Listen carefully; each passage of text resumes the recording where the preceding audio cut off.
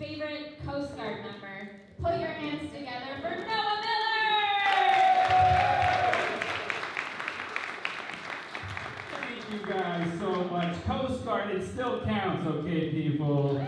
Still a service. Yes, absolutely. We don't get the respect of the other services, but we do get a 10% discount at Home Depot. So, yeah, we're a real service. Give you guys give yourselves a round of applause for coming out tonight.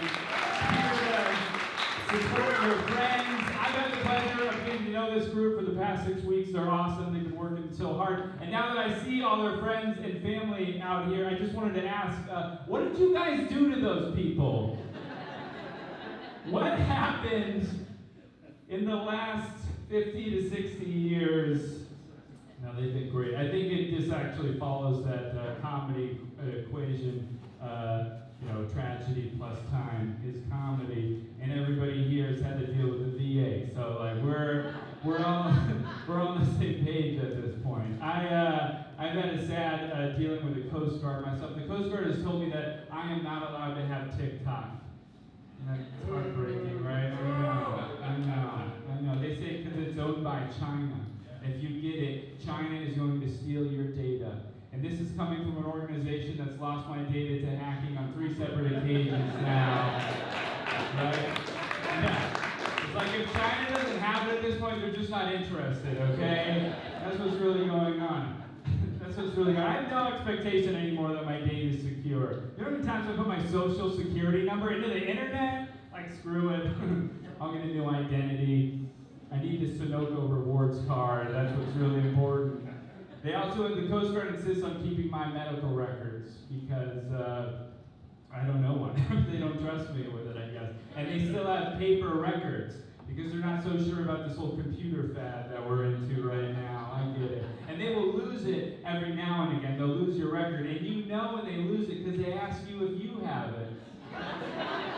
You're like, no, I thought you had it. That was the whole point.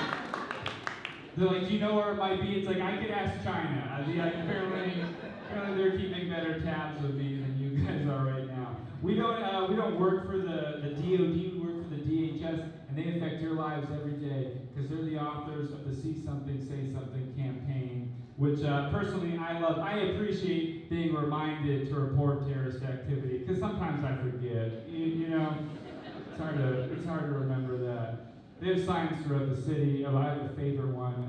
It's a picture of a guy who's standing over the scariest thing that the DHS could imagine, an unattended bag, right? And, standing over this bag, just staring at it like you would. And the caption on the sign is, "The bag is never going to be full of money. If you see something, say something." I like this one a lot. It's basically saying, hey, not only do people try and blow up the subway, but good things don't happen to you. You don't look like the type of person who finds bags full of money, do you? You probably stumble across bombs. That's more likely. It's time to find an adult now and tell them about it. You loser, get out of here. Go do your thing. I'm a married guy, that's why I look like this. This J. Crew mannequin vibe that you're seeing right now, that's what's going on.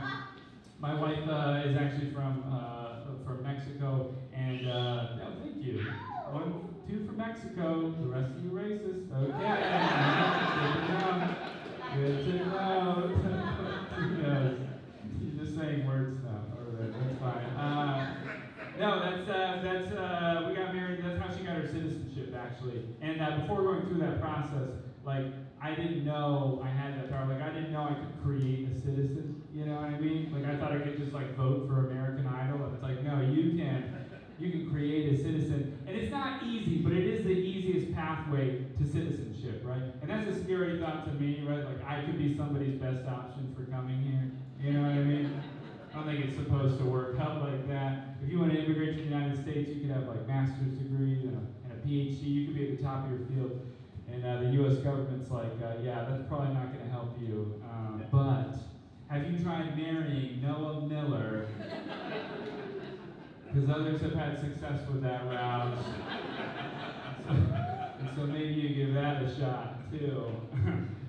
Put that on your resume to help you out. You I see advertisements all the time at my work for this channel called Newsmax. And I've never watched Newsmax before, but I know it's bad because of the advertisements. This is their slogan that they use. They say Newsmax. It's real news for real people. That's what they came up with, yeah. Listen, if you have to use the word real twice in your slogan, I think you have some credibility issues, okay? It doesn't make it sound better either. Like, I wouldn't eat at a restaurant that was insisting to me that they served real food. I'd be like, yo, I don't think this place serves real food. Why are they saying that? I think the whole thing started with a guy who lied about working for the news, and then he just had to roll with it. Somebody's like, oh, I heard you work for the news. What channel? He's like, what channel? Newsmax, actually. Newsmax, I haven't heard of that. Well, it's real, so it's real news, and we make it for real people, so sounds pretty legitimate, doesn't it? And then the trick was he had to make it, because that was easier than telling the truth, and I think we've all been there. Somebody was asking me what's the dumbest marriage fight I've gotten into, and that's a hard question to answer because of all the competition there, you know. But one time we got into a fight about dog toenail clippers, so that's got to be up there, right? You know, what happened was I noticed my dog's toenails were getting long. I made the comment to my wife, we should take him to the vet to get them clipped. And she's like, why wouldn't we just use the dog toenail clippers that we own? And I was like, we own those? Where are they? She's like, yeah, they're in the dog's box. I felt so dumb. Of course, it's where the dog would keep them. You know what I mean? And, but I looked. I didn't see them. So I go back. Could they be anywhere else? She's like, you know what? We might not own them. I'm like, well, how do you remember where they are if we don't own them? She's like, well, if we did own them, that's where they would be. So an adult said that to me, guys. I'm like, listen, I'm very familiar with where things would be, okay? Like, if we had a Porsche, it would be in our parking spot, but I'm pretty sure we don't have one. Escalated from there. I don't like to leave things in a bad spot, though. That's like the thing about our marriage. I like to make amends, so I wanted to make it up to her. She got home later that week, and I was like, hey, you know that pair of shoes you really wanted? You should look in the closet. She's like, where are they? I don't see them. I was like, oh, I didn't get them, but that's where they would be, So we're divorced now, and no, we're doing great. Are you guys ready for your first comedian? Your first student? I am good.